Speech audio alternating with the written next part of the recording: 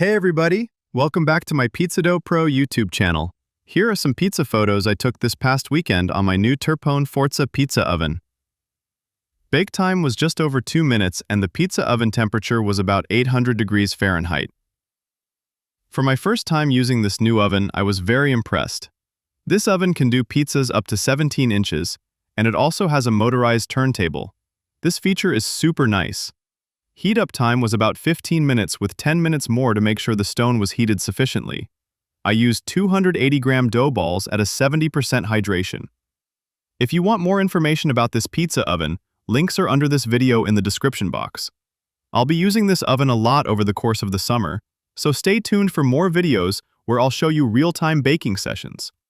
If you want an unboxing and assembly of this pizza oven, it's on my Bake Like a Pro YouTube channel. I also do my first pizza in this new oven. If you enjoyed my video, please give me a thumbs up and subscribe if you wish. I really do appreciate it. Thanks, and I'll see you on the next video.